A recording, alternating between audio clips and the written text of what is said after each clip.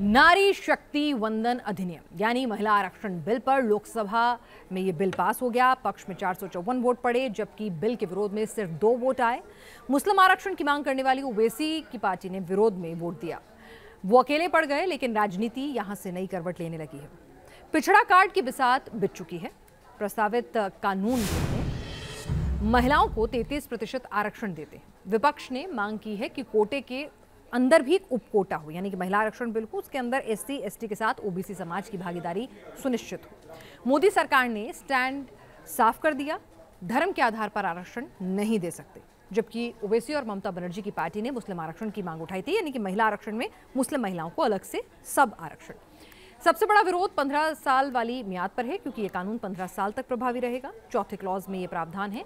इस पर विपक्षी दलों ने आपत्ति जताई और इसे स्टंट करार दिया है। प्रस्तावित कानून परिसमन के बाद ही लागू हो पाएगा, जबकि इसे लटकाने का दावा विपक्ष कर रहा है।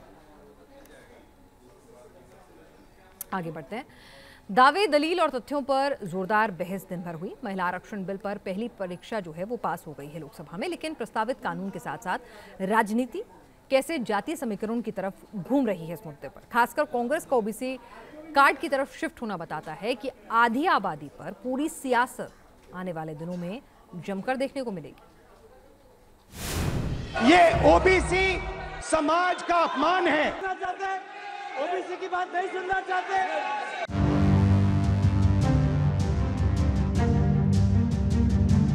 देश की नीतियों का निर्धारण इस देश की कैबिनेट करती है, इस देश की सरकार करती है, इस देश की संसद करती है।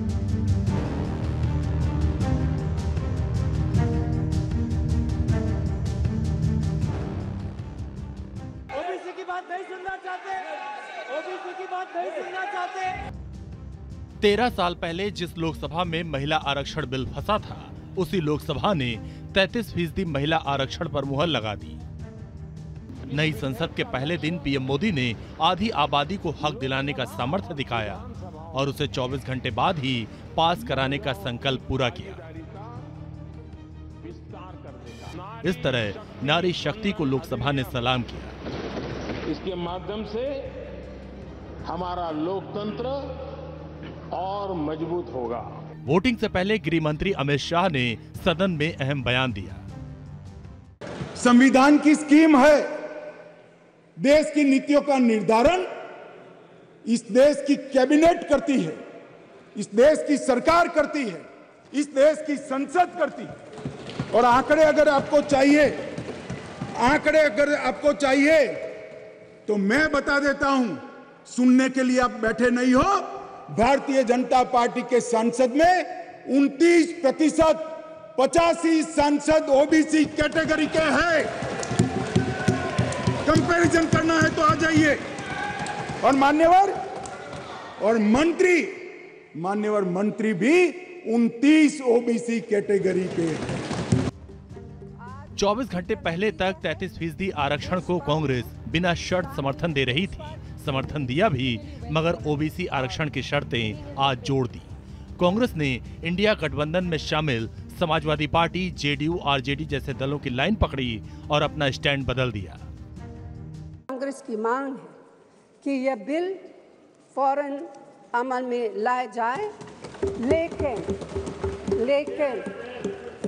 लेकिन इसके साथ ही कास्ट सेंसस कराकर schedule caste, schedule tribe, OBCs की महिलाओं के आरक्षण की व्यवस्था की भी जाए। ये जो लिस्ट है, ये OBC समाज का अपमान है। 90 लोग हिंदुस्तान के सेक्रेटरी हैं, उनमें से 3 लोग OBC समाज के हैं। 5% बजट को कंट्रोल करते हैं। तो जल्दी से जल्दी आप कास्ट सेंसस कीजिए। जल्दी से जल्दी जो हमने कास्ट सेंसस किया था उसका डेटा आप रिलीज कीजिए, और अगर आप नहीं करेंगे तो हम कर डालेंगे। Thank you. 24 घंटे पहले तक बिना शर्त बिल को समर्थन देने वाली कांग्रेस खुलकर आरक्षण के अंदर OBC आरक्षण के समर्थन में उतर आई। जवाब बीजेपी की ओर से भी आया निशाने पर गांधी परिवार ही था। उनका आभार वंदन करती हूँ। आप पंचायत में कहिए कि कोई ओबीसी को रिजर्वेशन नहीं होगा, चाहे म्यूनिसिपल कॉर्पोरेशन में कोई ओबीसी को रिजर्वेशन नहीं होगा। और आर्टिकल 82 है सर, जो एडजस्टमेंट ऑफ ईच सेंसस की बात कर रही है और सीट बढ़ाने की बात, सब पढ़ लीजिएगा इस आर्टिकल को। इसमें कहा गया है कि 2026 तक सभी चीजों को हमने फ्रीज कर दिया है। आप अनकॉन्स्टिट्यूशनल काम करना चाहते हैं? हमको बार बार बतलाया जाता कि एक विशेष परिवार ने 73rd 74th amendment to the constitution पारित करवाया।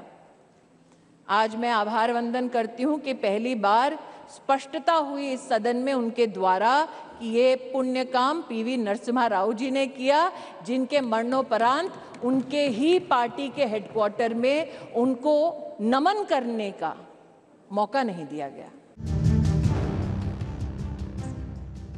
देश की राजनीति में ओबीसी पॉलिटिक्स पर शोर मचा है। उधर ओवैसी और ममता की पार्टी ने मुस्लिम आरक्षण की मांग कर दी। For a fact, sir, with the rise of Hindu majoritarian nationalism and the formation of Hindu vote bank by BJP, the Muslim representation has gone down. It will go down further. Is this good for our country? The political isolation of Muslims, is this good for our country? No, it is not at all good. Is this an inclusive legislation? No, it is an exclusive legislation for those people who are already represented in August House, sir. महिला आरक्षण bill को अभी लंबी प्रक्रिया से गुजरना है। आधी आबादी को हक दिलाने के लिए प्रधानमंत्री मोदी सबसे बड़े मिशन पर हैं और इसी के साथ बिछने लगी ओबीसी कार्ड पर विसार। जो है उसमें भी एक टीम न्यूज़ नेशन मातृशक्ति के लिए आरक्षण। 33% महिला आरक्षण में ओबीसी कार्ड पर सियासी पारा चढ़ गया है। कांग्रेस खुलकर मंडल दौर की राजनीति में उतर आई है। राहुल गांधी ब्यूरोक्रेसी की लिस्ट लेकर सदन में आ गए और इसीलिए ये समझाना भी जरूरी है कि आखिर कांग्रेस ओबीसी पॉलिटिक्स को क्यों धार दे रही है।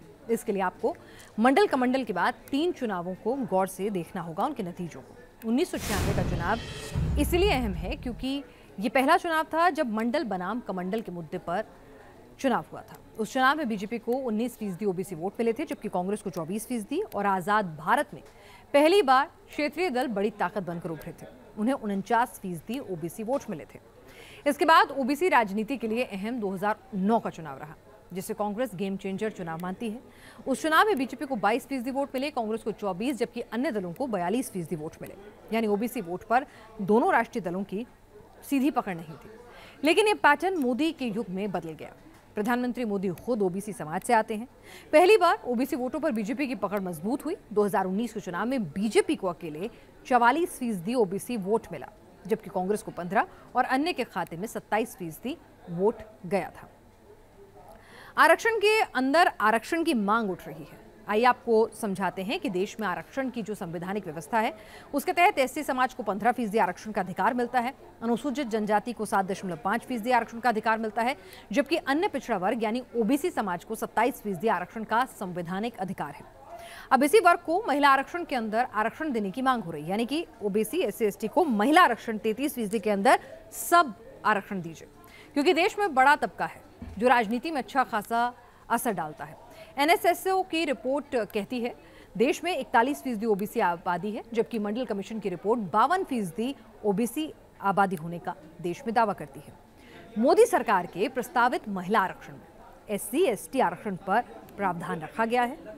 लोकसभा में अभी 44 एससी एसटी महिला सांसद हैं। आरक्षण के बाद ये संख्या 87 हो जाएगी, यानी रिजर्व सीटों पर कोई खास फर्क नहीं पड़ेगा।